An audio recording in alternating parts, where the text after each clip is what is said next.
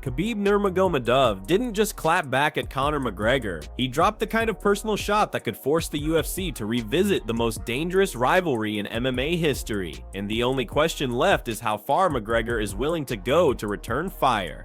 A bit of a back and forth this morning, guys, between Conor McGregor and Khabib Nurmagomedov. Shall we look into this? Because it does appear as though the rivalry is igniting, perhaps in anticipation of the big Ireland versus Dagestan rematch. Or is it Dagestan versus Ireland? Who knows? But it is part 2. Okay, so where does it start, guys? It starts... It's not part 2, but go ahead. It's part 5, part 4. It starts... Well, 26. You know, it actually does start... it starts with Khabib... one second. It starts with Khabib doing a promotional thing on his Twitter that we talked about a couple of days ago, where, what is it, an emoji? An NFT. An NFT on Telegram. Yeah. That is the Khabib's Papka. Here it is. And so you buy it, and now you can use it in your messaging, right? I'm not sure if you can use it in your messaging or not. It's just a digital collectible, and there was only a certain amount that were for sale, and they sold out very quickly. And do you know how much they were?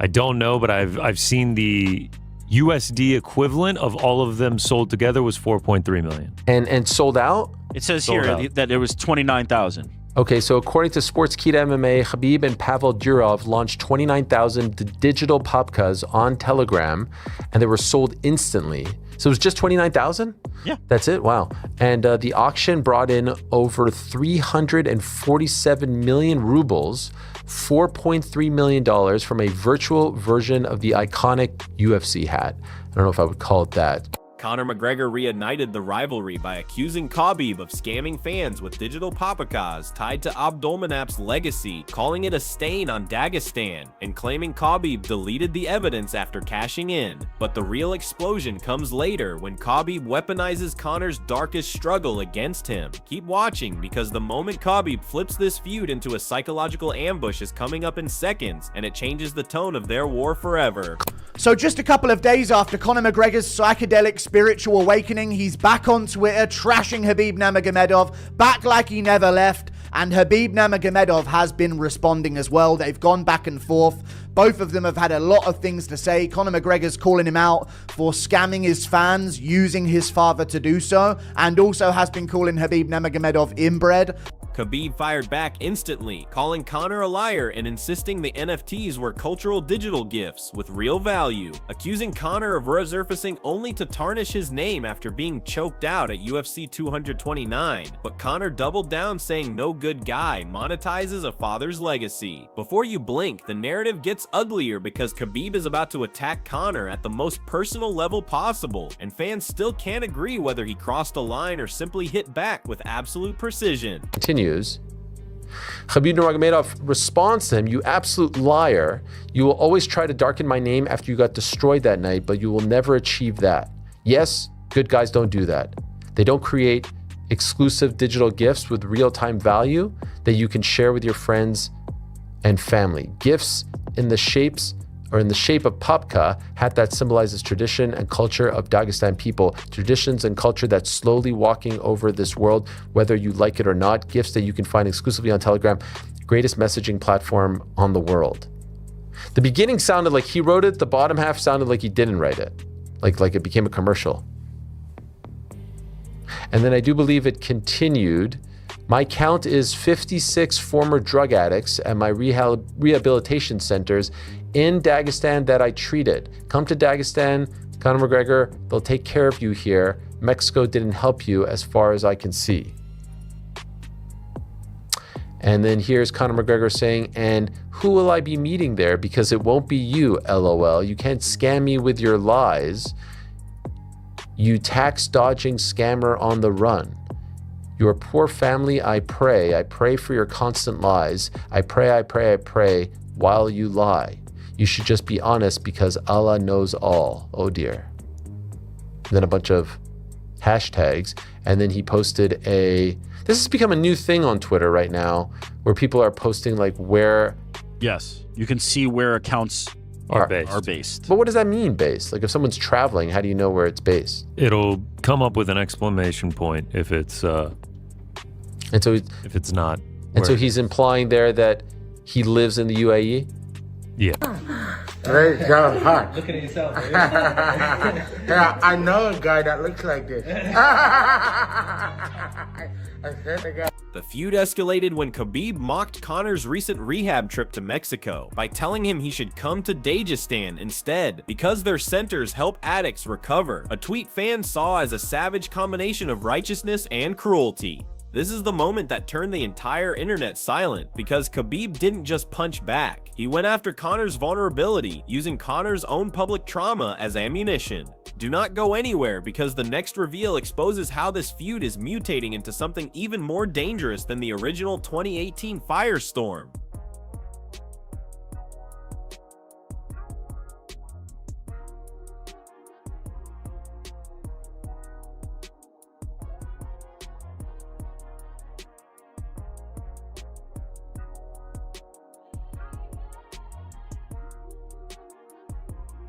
Conor deleted multiple posts, including one where he joked about buying an NFT, but the damage was already viral, spreading across MMA circles like gasoline on a torch. And with Conor announcing a 2026 return, fans believe the verbal chaos might evolve into real violence between 2026 and 2027. Their rivalry now mixes business, culture, legacy, addiction, family, and humiliation into one volatile powder keg with no sign of cooling down. What comes next could redefine the entire lightweight rivalry landscape, especially with one unexpected voice entering the arena at the worst possible moment.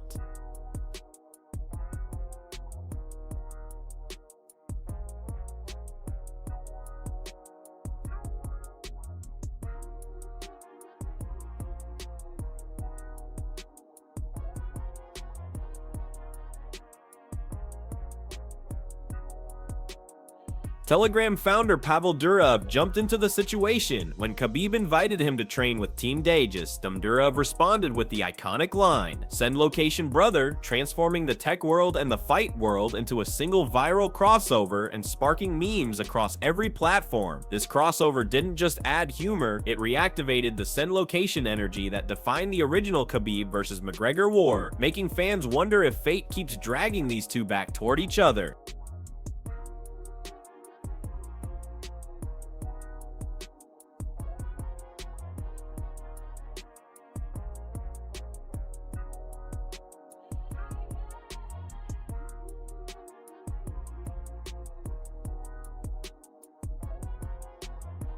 Meanwhile, the MMA world has shifted its full attention to Ilia Topuria versus Arman Tsarukyan, a matchup experts are calling the most dangerous timing versus pressure collision since prime lightweight chaos began. This story is only about to get heavier because the deeper the breakdown goes, the clearer it becomes that no fighter is safe in this matchup. Stay locked in because Joe Rogan's prediction later in this script flips everything upside down.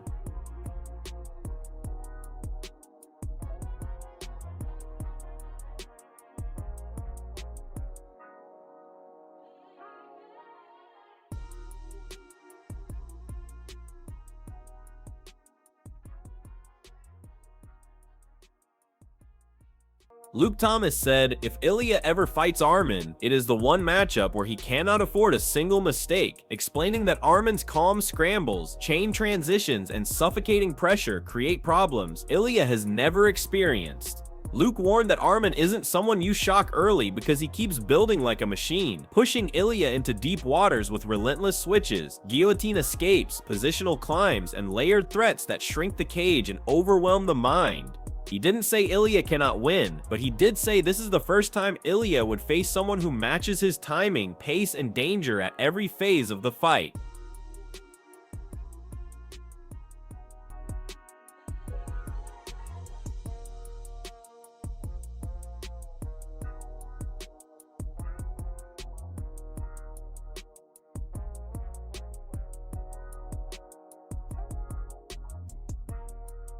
Chael Sonnen looked at the situation with brutal simplicity, saying Arman is the only one who actually earned the #1 spot and the only one who deserves the January title fight because he came out healthy, dominant, and officially ranked. Kale pointed out that Justin has big wins and Paddy has star power, but neither of them won a designated title eliminator, making Armin the undeniable next challenger. He said the new rankings confirm it, and the only fight that genuinely makes sense is Ilya versus Armin.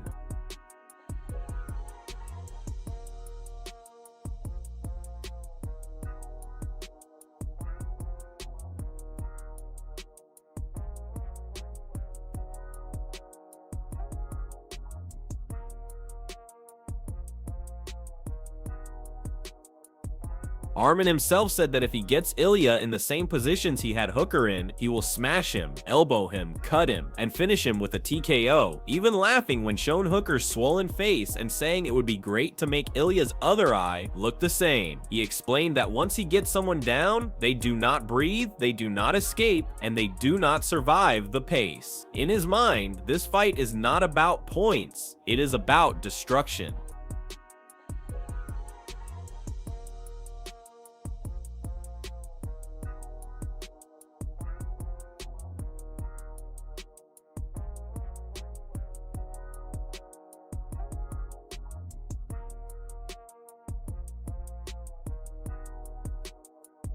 Joe Rogan said Armin's pressure, wrestling, and timing put him in a different category at lightweight, and even suggested the odds makers might lean in Armin's favor, despite Ilya's nuclear knockout power. He warned that one clean shot from Ilya can flip the entire fight before wrestling even starts, but he praised Armin's transitions, durability, and size, saying they matter more when the fight enters long rounds. Joe highlighted that Ilya is calm, lethal, and rare, but Armin is a wrestler who doesn't take damage and moves like a welterweight trapped in a lightweight body. By far,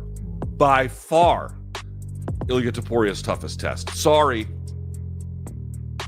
It's not Justin Gaethje. I'm not saying Justin Gaethje is some pushover, but he doesn't represent the kind of threat that Tsarukyan does. I'm not saying that you can just completely ignore the threat of Paddy Pimblett. That's not what I'm saying. But let's be serious. He's not the threat that Armin Tsarukyan is. And Max Holloway may earn himself to a spot where he can get a title shot. I don't know what's going to happen with him and Charles Oliveira. I don't know how that's going to go. All I can say right now is that's the guy. That's the guy right there. And maybe he wins, maybe he doesn't, but I cannot think of someone who I believe has got the best wins of any contender, at least in the current campaign that they're putting together. I did. Bro, how about Hamzat and Tsarukyan rolling? Yeah. Tsarukyan is Tsarukyan, very good. That's the guy that Topuria is going to have all the problems with. All the problems. Yeah, Tsarukyan It's his toughest fight. That's his toughest Well, fight. Tsarukyan He'll still be favored, though. really, You think really he's going to good. be favored? No, I know he is. Yeah. Yeah. Topuria will be. Yes. I think He's still he's favored in that he's fight. got two erasers. Yeah. Yeah. He's got two erasers. And he man. grew up wrestling. Yeah, Tsarukyan can also strike, though, and his wrestling's Oh, not ridiculous. like Topuria. His striking's pretty good. His striking's good. Not He's as very you good. Nobody on this planet would say it's as good as Topuria's. I think we can give We'll him see. his problems. Yeah. Would you put your money on Topuria, though, in that fight? I wouldn't put money on that Yeah. fight. I'd say with Tsarukyan's too Topuria, listen, Tsarukyan knocks people out. He's very good striking. Yeah. But what Topuria has is that weird power. Deserves more. It's a very interesting battle. That contest and narrative is not so strong if you insert Tsarukyan. Tsarukyan is clearly the #1 contender. I know that because Dana White said whoever wins this bout is the #1 contender, of which Tsarukyan won. I know that because Dan Hooker just might be my favorite fighter and got beat. As a matter of fact, he got finished. And I know that because the rankings, which come out every morning, every Tuesday morning at 9 a.m., all have Tsarukyan as #1. So, if Tsarukyan takes that spot, right, and a lot of what I just told you is all fact, not opinion. Kamaru Usman kept it blunt, saying it is impossible to doubt Ilya because everything he has promised, he has delivered, from taking out big names to capturing the belt. He said both men are young, hungry, and already beating top contenders, making this a real test for both sides. Ilya faces someone who will not fade, and Armin faces someone who can end the fight with one perfectly timed bomb. Now for a fight like Armin and Ilya, It's very hard to doubt Ilya because everything he said that he was going to do, he's done, correct? So who are we to say now you're a liar, that you can't beat that guy, you can't defeat that guy? So, you know, for me, I think it's going to be an incredible fight. It's one of the most anticipated fights that I would want to see as well. Also with Nurmagomedov and Hamzat Chimaev, that's a highly anticipated fight potentially. Or Ilya versus Justin Gaethje. These are 3 fights that I want to see 2026. Right. Thank you very much. The build-up to Ilya versus Arman now feels like a collision of supreme confidence on both sides, with Ilya trusting his timing and power while Arman trusts his pace and pressure, and the belief that one of them will break the other is what has turned this into one of the most anticipated fights of the year. Drop your thoughts in the comments and tell us who you think survives this collision.